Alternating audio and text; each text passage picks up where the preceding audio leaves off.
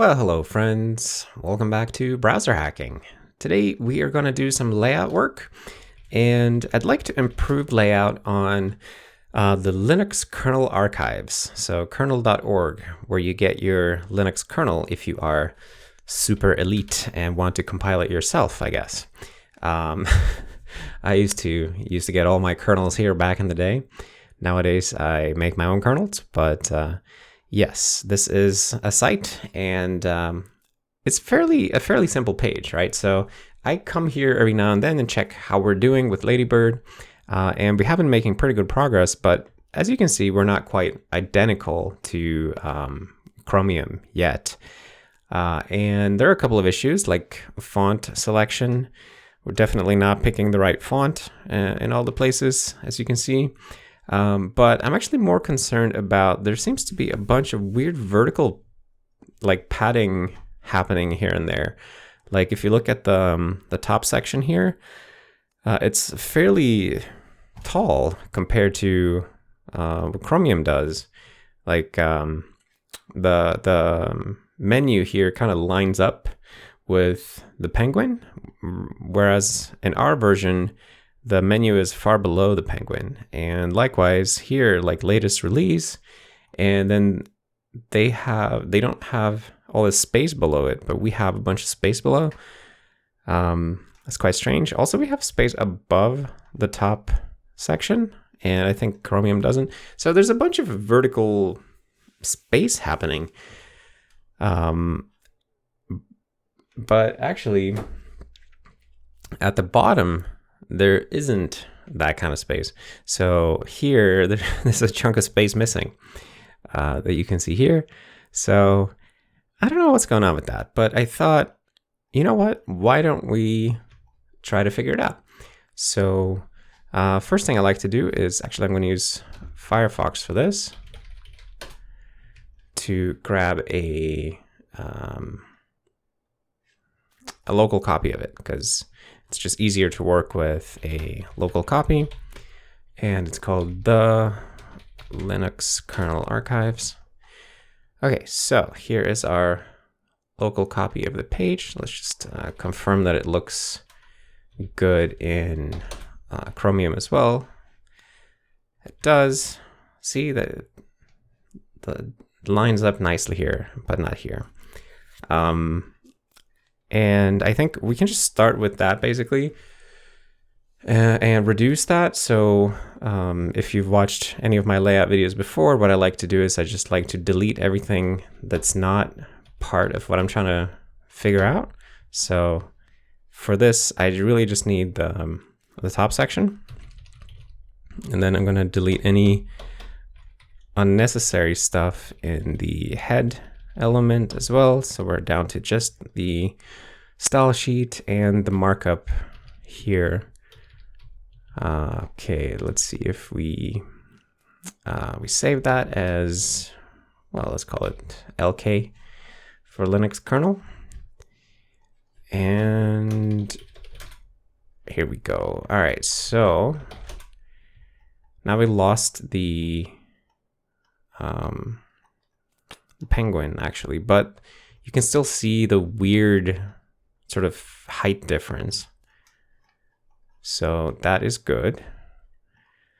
All right, so what we're gonna do now is we're gonna hand edit the markup a little bit. So start by doing prettier. Actually, I can use prettier W just to update it in place. And then that gives us, like, you know, a more editable file. And let's make sure we have it open. And let's make sure that prettier didn't destroy it. Sometimes prettier will break layout of pages by inserting white space where there wasn't white space before, or removing white space that had significance to the layout. It is pretty frustrating sometimes. It's very rare, but it does happen.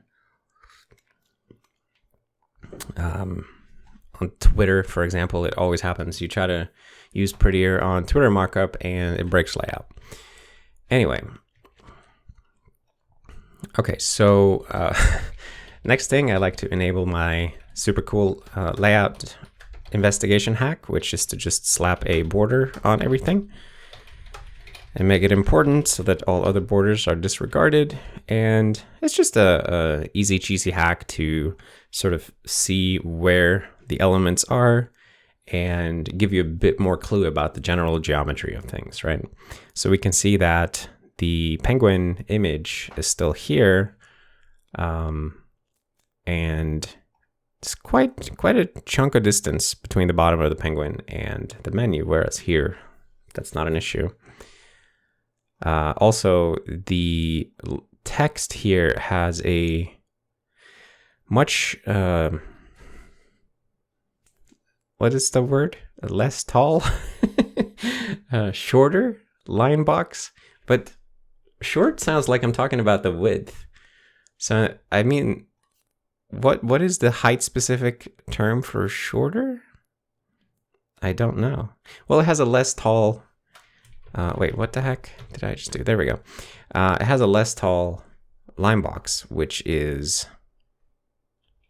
something that we don't replicate. So that might be an issue. In fact, if we look at the distance from here to here, like this gap here, it looks like kind of the same gap as we have here. So the bottom of this box here to the top of this box seems roughly the same. So maybe the problem is that we are making this box that contains the text, we're making that box way too big for some reason. I guess we need to figure out why.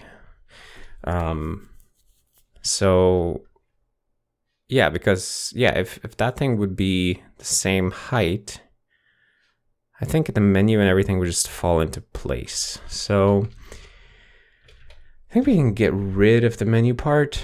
Set this thing with all the links in it. So we just nuke that, and yeah, now we look like this. And as you can see, we still have a discrepancy between the layouts. That's very good. In general, the purpose of like removing stuff from the page like this is to reduce it to the minimum set of markup and style that still exhibits a different behavior in the different browsers. And if you have like a file that is 1 byte and it looks different in 2 browsers, it's generally a lot easier to investigate why that happens, or to understand why that happens compared to, you know, like a 1,000 plus line file.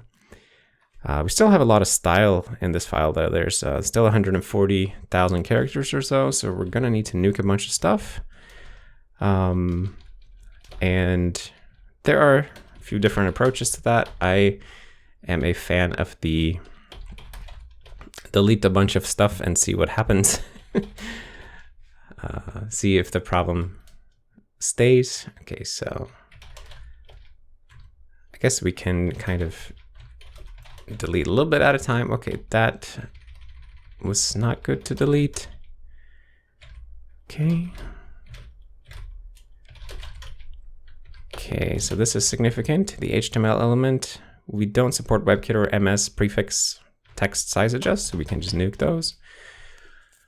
And we have line height property 130%. Okay. That is definitely a bit weird. And it seems like if we remove that, then we end up with a symmetrical layout. So we are getting screwed by the line height here somehow. Okay, let's try to remove more of the page, more of the style.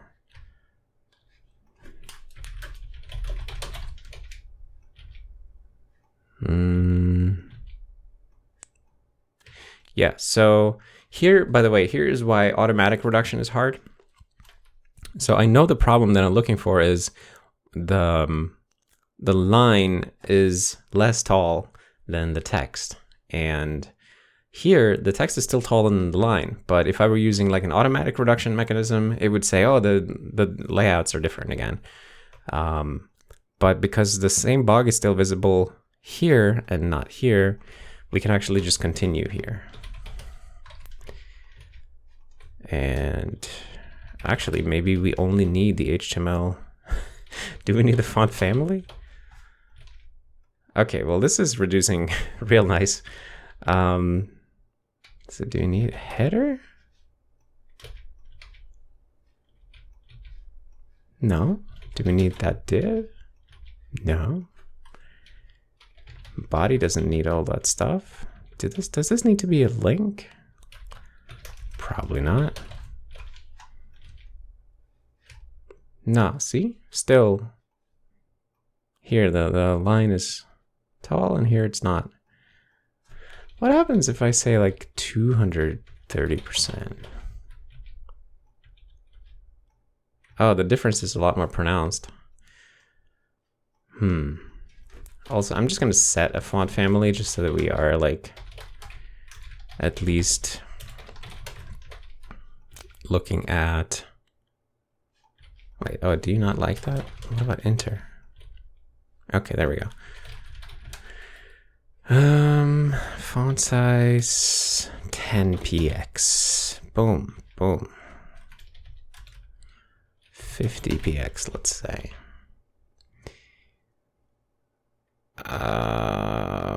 Wait. Okay, so don't set the font size.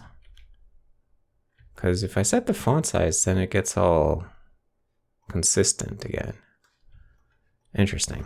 Okay, let's delete the last pieces of gunk up here. Just to really reduce the page, get rid of new lines, any excess things that we don't need to produce the bug. Less new lines means less layout boxes. And I'm even going to set my Vim to not put a new line at the end of the file. Remove one more layout box. So we get a nice and simple layout tree like this. Just 4 boxes. All right. So we know that this is line height, but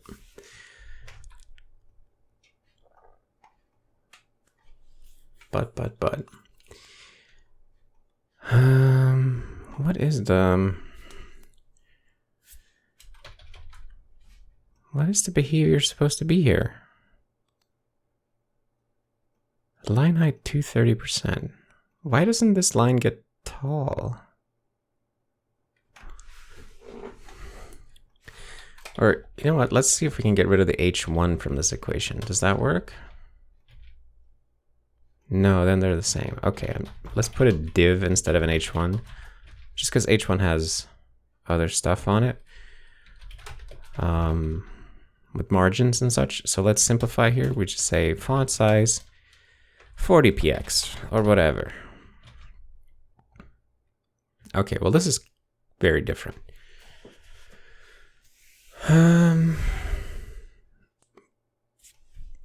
And if I set that to 200, presumably this will be 80 pixels tall. And here it is not. So it seems like,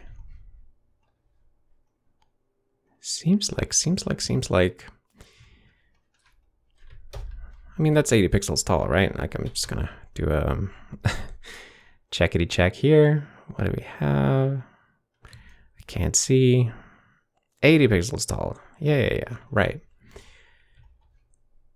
And it's not supposed to be. Why not? Line height. Wait, is line height not inherited? Line height spec. Take me to the spec. Come on, Mudden, specification, CSS inline layout module, blah, blah, blah, blah, blah. The line height property. Inherited, yes. Yes, Chad, inherited. So it is inherited. And what happens if I look at it here in Chromium? Indeed, the line height of the div is inherited from HTML.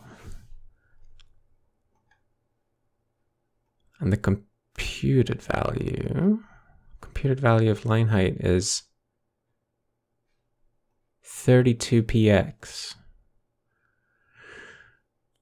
Oh. So we are inheriting, we're inheriting 200% verbatim. We're not actually resolving the percentage before inheriting the value.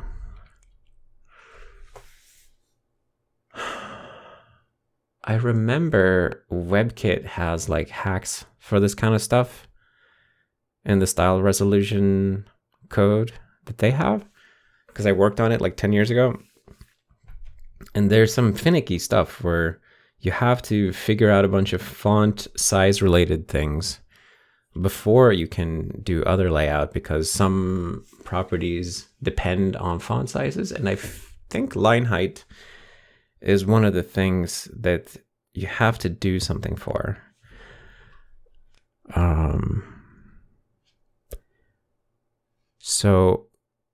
So we're not supposed to inherit 200% and then apply the percentage to the font size of this div, right? So what's supposed, because I think, yeah, if I move the line height down here, then they will behave the same as us, right? So this is the behavior that we're exhibiting. It's as if it just said line height 200% here. But what's supposed to happen is we're supposed to get like 32px, which is the percentage resolved against whatever the font size of this is. I guess presumably font size 16px, right? So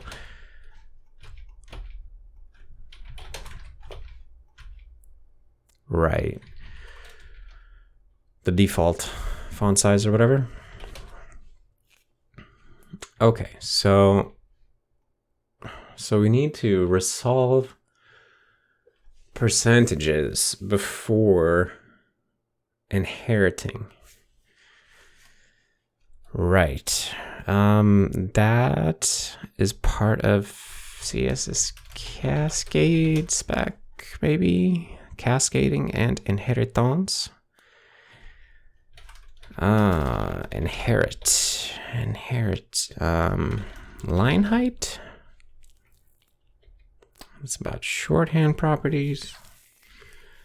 Okay, no special mention. Cool. Percentage. Wait, what does it say here about percentages for line height? Percentages are computed relative to 1 EM.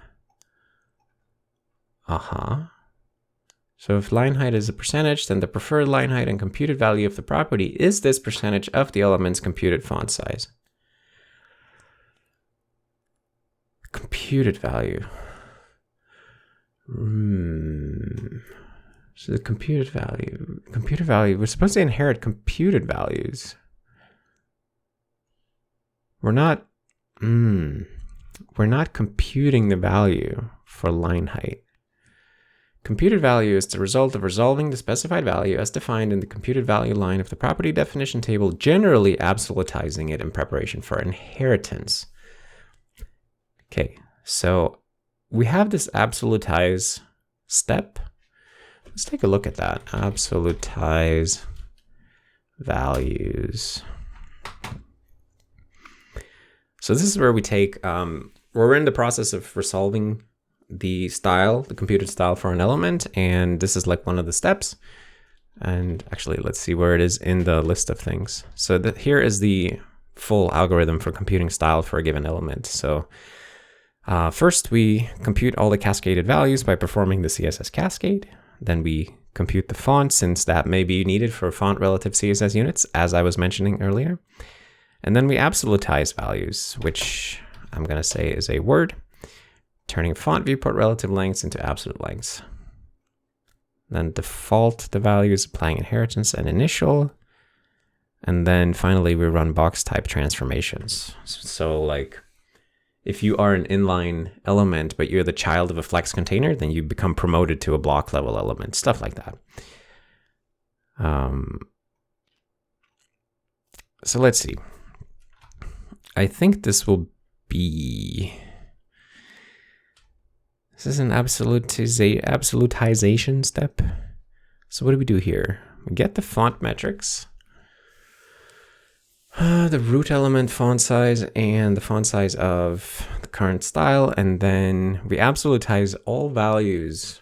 We iterate over all the values in this style that we've computed and call absolutized, which is virtual, and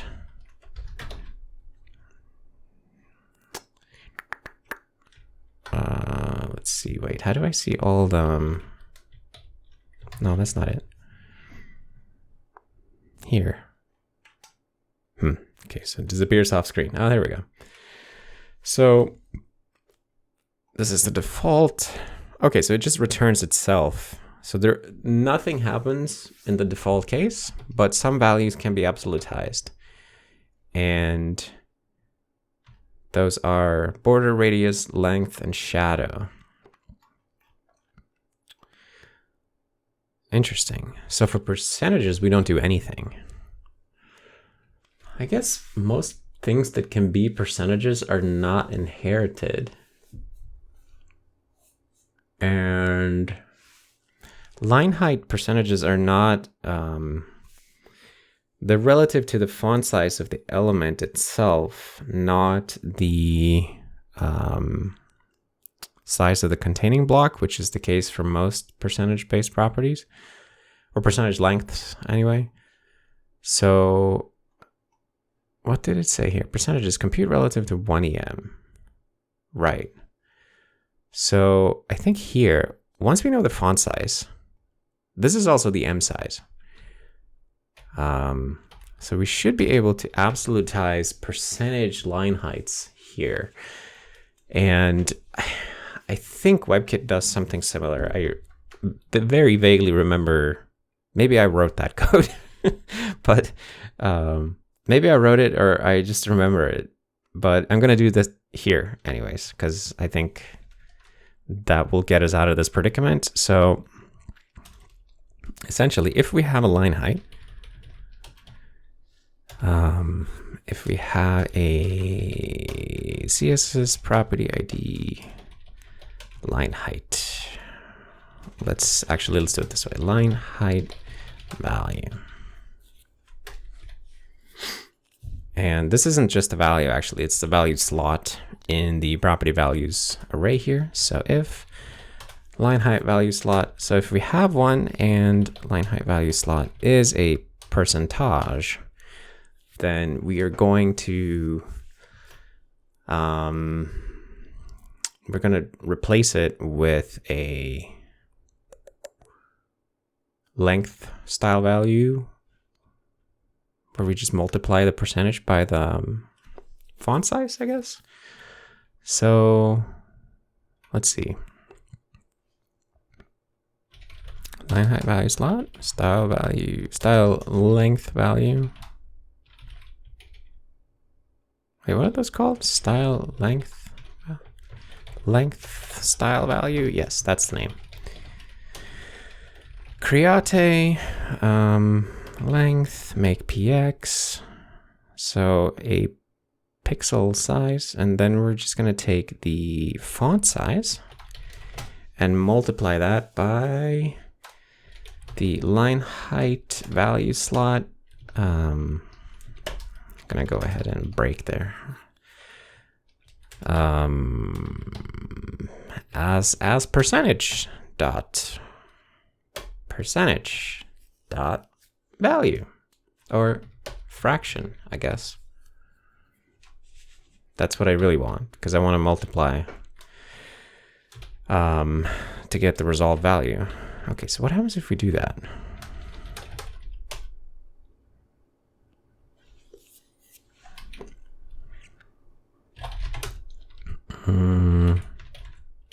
LK. Okay, that looks better, right? So the big one was called the Linux Kernel Archives. And see, now we are lining up here. That's cool. And the space underneath here is gone. And now you can see the, when we select, you see the height of the line box rather than the height of the text. which is kind of funny, but the layout looks better. And this image here is a little bit wonked, but that would have been wonked before as well, just more pronounced now. Anyways, let's see. Oh, and there's space here. Now we have space below there.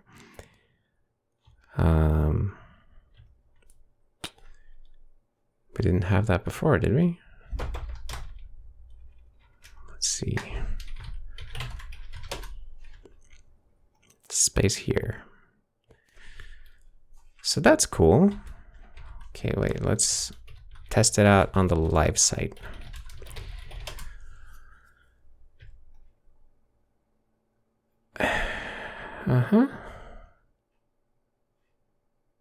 Space gone. Space back.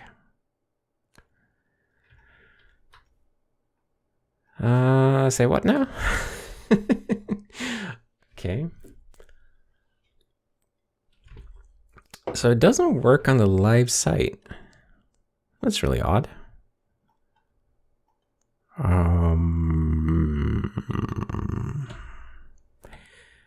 Why would that be? Are we not loading the style sheet? Let's see. Well, actually, let's look at it here. We can see, I think we can just jump to, well, if we go to the live site here, we can see where we get that style from. Here, normalize.css. Okay. And normalize.css is, are we loading that? Starting load of normalized CSS. Yeah. We are loading it.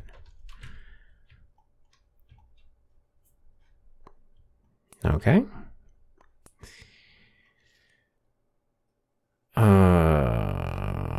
Why are we loading it?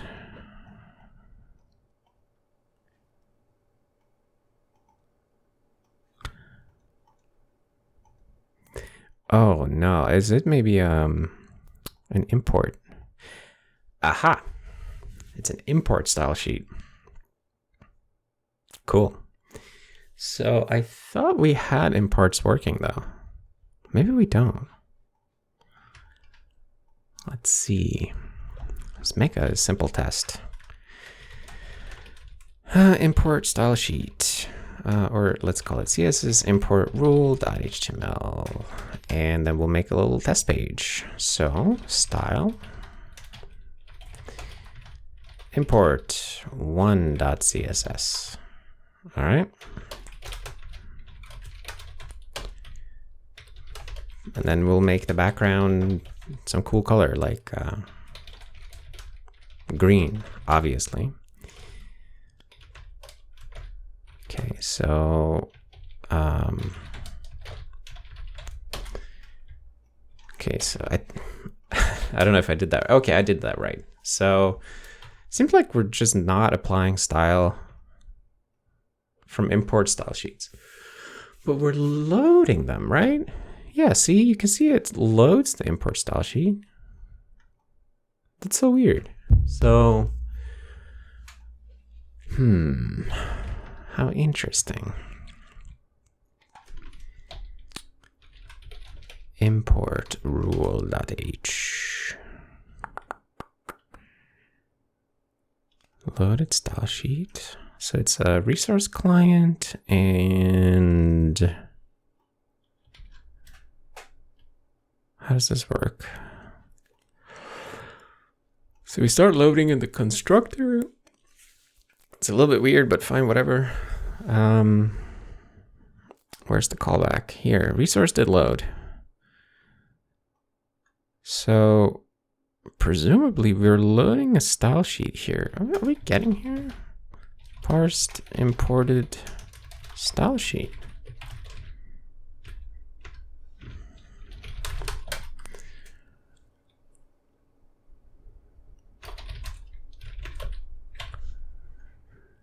We did parse it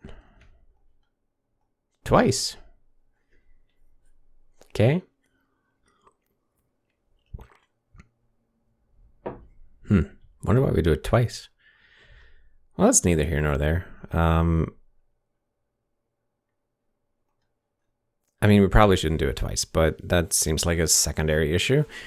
Why aren't we applying the style though? So let's see. The import rule, we store the style sheet in the rule, and then we invalidate the style computer's rule cache and invalidate style for the document.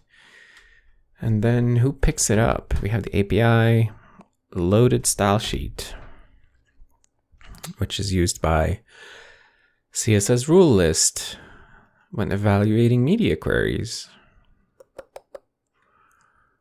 So nobody actually visits imported style sheets during style computation, maybe?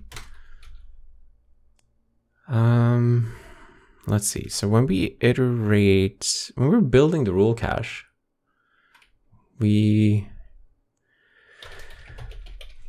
loop over all the style sheets in effect somehow, right? Make rule cache for each style sheet, right? So for each style sheet that we know about, we build a cache that has the metadata about all the rules in there and so on. So how do we decide which rules or which style sheets to walk? For built-in user agent style sheets, we just have hard-coded callbacks. And for author style, meaning stuff from the web page author, we loop over the document style sheets list. I see. So like we're missing the logic to just add it here. So we add this sheet to the document style sheets. It doesn't feel right though. Makes me wonder. I don't think we're supposed to do that, because if you look at here, document style sheets, we're looking at what Chromium does. Let me soup that up a little bit.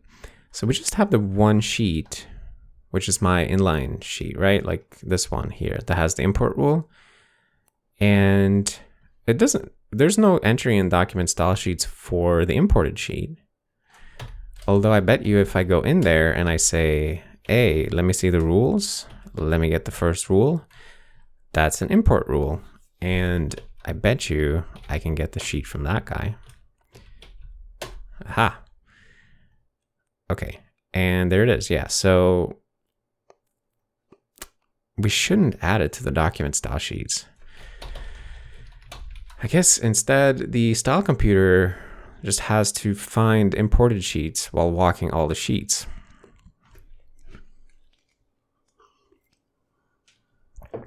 That's not terribly tricky though. We can just make a list here, I guess, of all the sheets that we want to visit.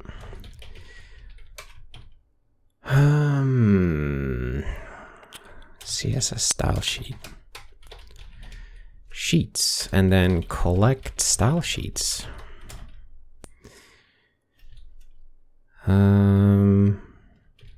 Let's see, how do we do this? We collect all the sheets from, yeah, we'll make this thing that can do it recursively. That's what we want to do. So void collect style sheets recursively, let's say.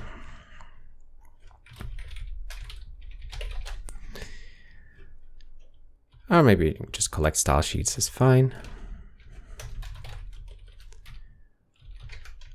And take that by mutable reference so we can plop stuff into it. Maybe they should have been const actually. So sheet, and those can be const non-null GC pooters. And this should be GC safe, because these the sheets will be protected by being in the style sheets list, and there's no JS execution or anything here that would ever remove something from those lists. So it should be perfectly fine to take addresses like this in a vector.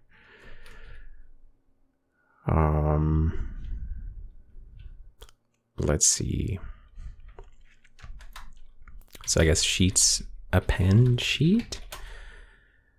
And then we need to walk the rules of sheet.rules. Can we do that? And then we can say like if rule.type is CSS rule type import. That not a thing? It is a thing. Oh, I guess I need to. No, that should be included already. Yeah, it was. Okay, okay. So if it's an import rule, then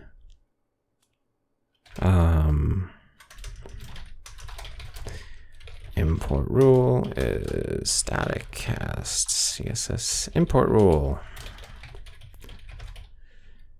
At that point, I need to include something.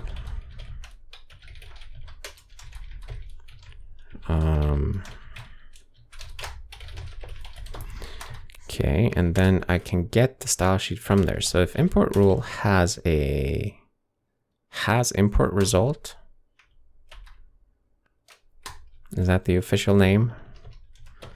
Can we just call it style sheet? Loaded style sheet. Yeah, that's the one I want. If we have a loaded style sheet, then sheets append and append the loaded style sheet. Because I guess if it failed to parse or something, I don't want to try to append it. I only want it if there is a sheet.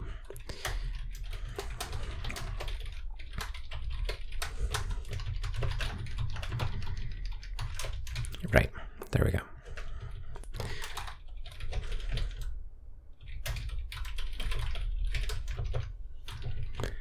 Can even write it this way. What does this return? Okay, maybe autoconst is the. That's fine, I guess.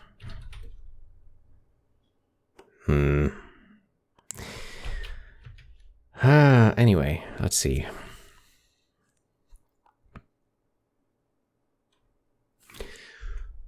It's unfortunate that we would visit, like, we have to loop through all the rules. I feel like surely somebody thought about this and said, you can only put import rules at the very top, right? CSS import rules must be at the top. The import rule must be at the top of the document, but after any char set declaration. Ooh. What did he say? Must be defined at the top before any other at rule except char set and layer. I don't think we support either of those. Char set, layer rule. Interesting.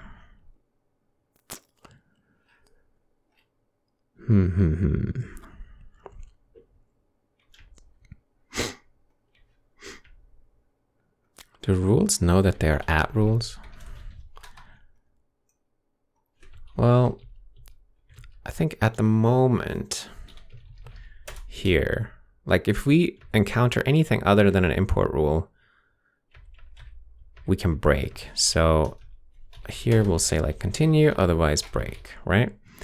And then we say fix me, make sure that char set and layer rules can precede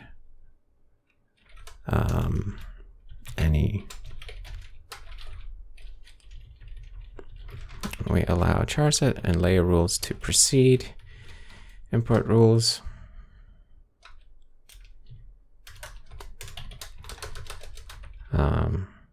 Once we actually add char set and layer rules. Right, so that we don't have those right now, but yes. Yeah, because otherwise we might end up like looping through the entire sheet, which, I mean, it's not the end of the world, I guess. You know what? Maybe I shouldn't have a premature optimization here, because at the same time, we're just looping through when building the, I think we only do this when we're building the cache. Yeah, let's not prematurely optimize this. I mean, optimization is fine, but if it's an optimization that forces me to insert a fixme that will be hard for somebody implementing layer or charset to actually notice, then I shouldn't do that type of optimization with no data. Totally speculative, right? So yeah, let's just loop through everything. And once we've collected everything, instead of doing that, we can just for auto sheet in sheet.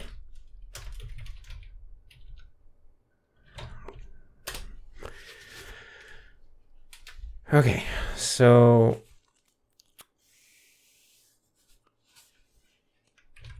that's cool. Right, so now that works. That's pretty sweet.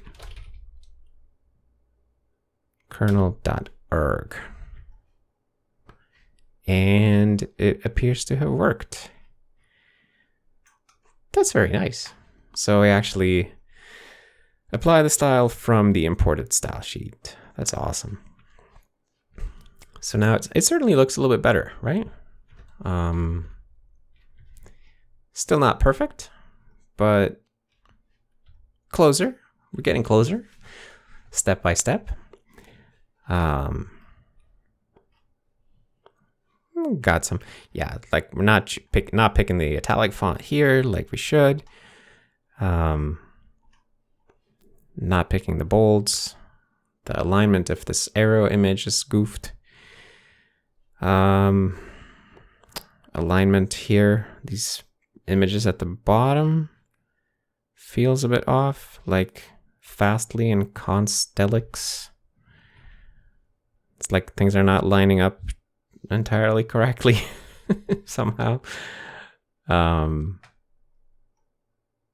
Yeah, there are some issues, but we have improved things, so that's cool.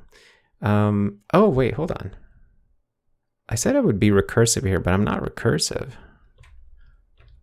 And I guess we need to be, because what if somebody is super cheeky and they're like, well, I'm going to have two style sheets and I'll have one import the other. So here you would say like font size 50px, right?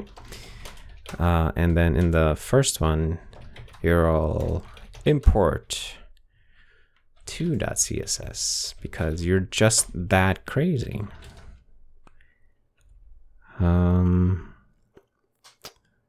What did I call it? CSS import rule. Oh, and I need to actually put some text. Crazy. Right, so that doesn't work because we don't actually recurse. But Chromium does, so we should do that. Which I guess here is just a matter of calling into that. Recursively calling ourselves with the sheet.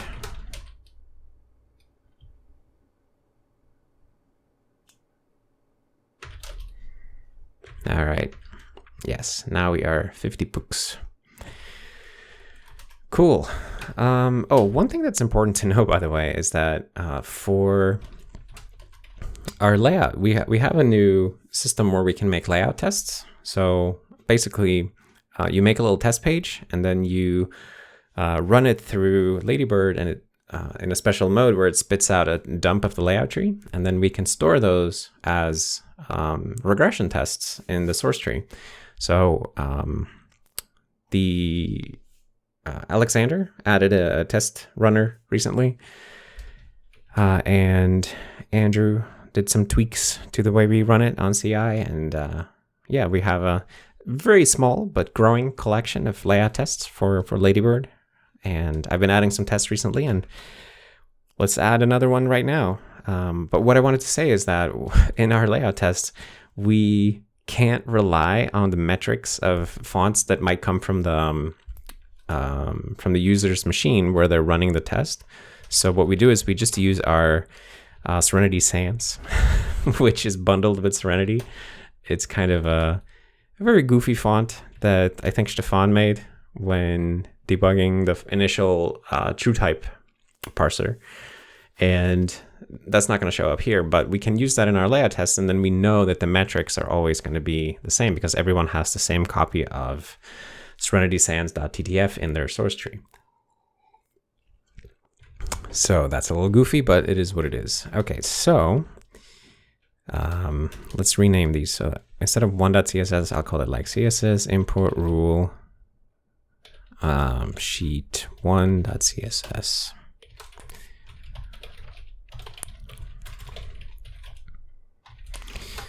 Okay, and then gonna go ahead and update the references here. CSS import rule sheet 1 needs to refer to sheet 2. Cool. And then let's see if this dump layout tree command will do something nice here. Yeah, so we'll give you this printout. This is debug logging, ignore that, but what you really want is this printout. And I'm just gonna arrow that into import rule.txt. And then I have to remove trailing new line here at the end. It's not the nicest workflow yet, but it's very fresh. So now we should be able to take all of these files and then actually they need to go in separate directories. So the HTML and the CSS, they go into Serenity, tests, libweb, layout, input. And the expectation file, sort of the thing we're hoping to see, it goes in same test directory, but expected at the end there. And then I should be able to run the tests now and verify that that actually works. So tests, libweb, layout, provide path to Ladybird. Yes, here it is.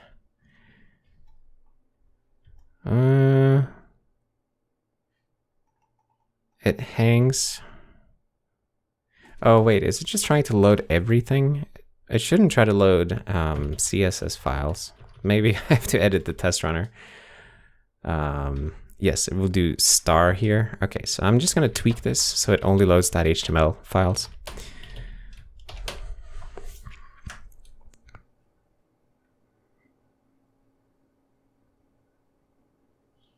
Okay, so it seems like everything passed. I think you can also run this with CMake or CTest somehow, like layout. Is that it? Yeah, 100% test passed. So this is very, very nice. As you can see, we don't have that many tests, but every test that we add is a little bit more protection against regressions, and just makes it easier to work on the engine if you have a battery of tests that you can run that make sure that you didn't break layout. So I'm glad that we are starting to accumulate those. And of course, once we get the web platform tests stuff up and running, then we're going to get thousands of tests via that. But this is kind of a separate mechanism that allows us to isolate our layout mechanisms specifically and test our layout stuff at a more detailed level. Okay, so let's see. Let's add that commit with the test runner first. So we'll say tests libweb only care about *.html files in layout test runner. Okay, and then we will add the import rule support first, I guess. So that's that stuff, not the line height stuff. All right.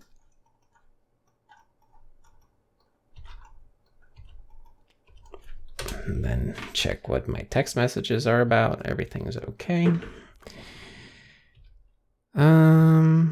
Okay, what did I mess up here? There we go. Oh, my bad.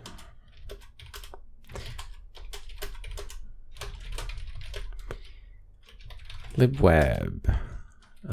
Actually, incorporate style from imported style sheets.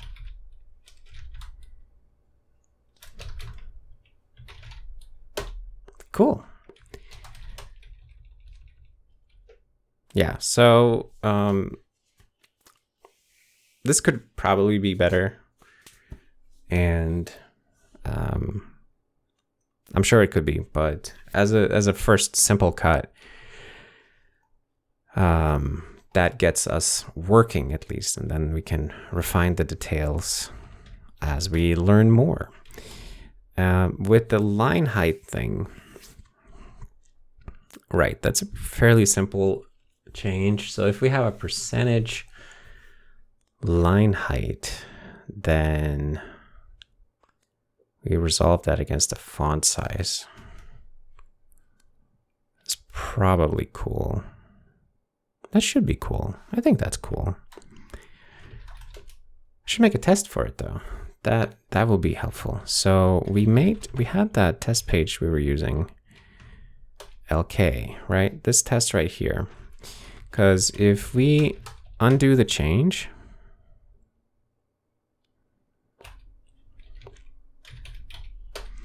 then it looks like this. And it's all wide and too tall. If we redo the change, then it's all nice and snug. See? So we can actually turn this into a test the way that it is right now, I think. Oh, I had that open somewhere. Yeah, right here. So yeah, there's no reason that we can't just tidy this up and use this as our test. As I mentioned earlier, though, we have to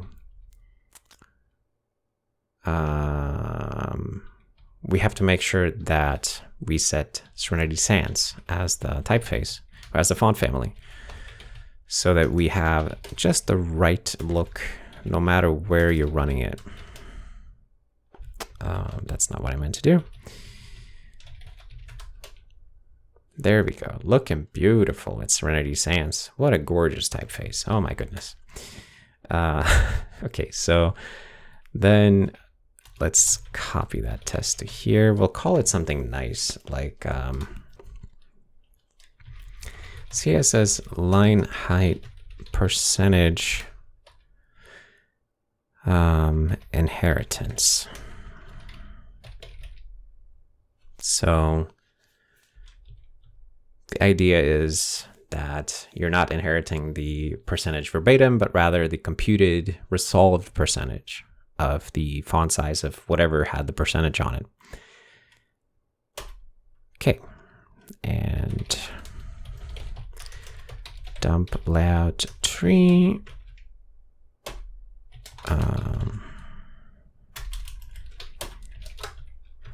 Okay.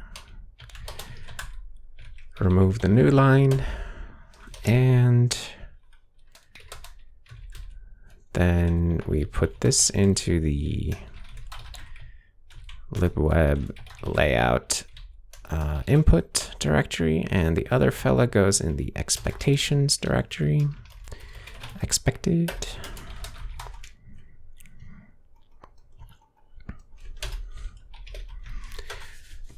Okay, and I'm gonna add a comment about what this thing is because it is a little bit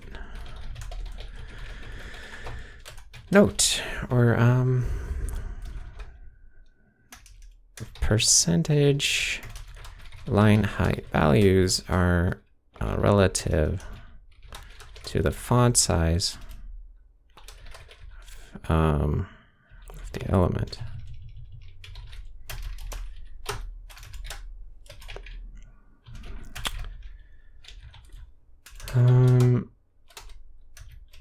We have to resolve them right away.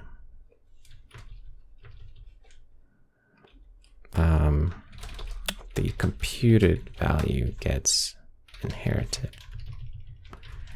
The computed line height is what gets inherited by descendants.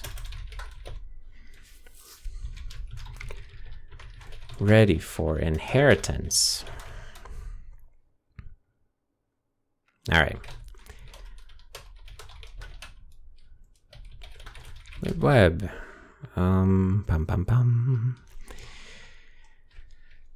Resolve percentage line height values before CSS inheritance.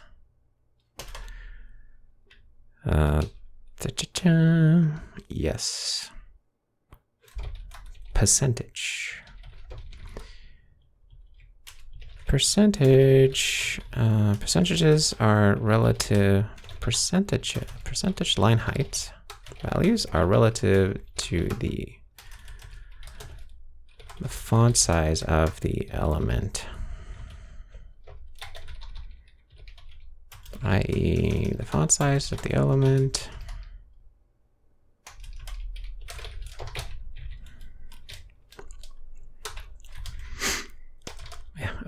we have to resolve their computed values before proceeding with inheritance. Yeah, but so I guess we could, like, what if we said absolutize? But I think we can't absolutize percentage values in a generic way because say that you have like width 50%. That's not 50% of the font size. It's just 50% of the containing block width. So that's why we special case it.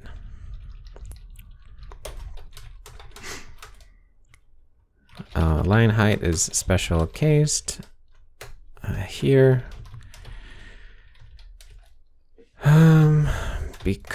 Let's see, wait. Can't simply absolutize all percentage values against the font size because most percentages are relative to containing block metrics.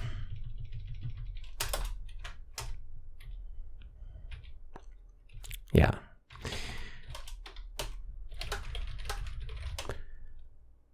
Cool. Yeah, that was a little bit of a confusing one. It took me a moment to figure out what was going on with that. But I think we made some nice progress here. Kernel.org. Please load. It loads. Yeah. Man, it is so nice to see like these little improvements, like little tweaks, and how you can keep iterating and like incrementally fixing little things, and over time the web sort of everything like sort of starts popping into place here and there. It's a really fascinating thing to build this browser, and I'm so glad we're still doing it. And I'm so glad I can go to kernel.org and Ladybird. Anyway, I think this will be the end of today's video. So if you made it here, thanks so much for watching. I hope that you saw something interesting, and I'm glad I was able to solve some issues and also show off the awesome new layout test system that we have. I'm really, really happy that we finally have a way to run tests. even if it is crude, it's already been very, very helpful when working on fixing bugs and refactoring layout. So let me actually make sure that tests still pass.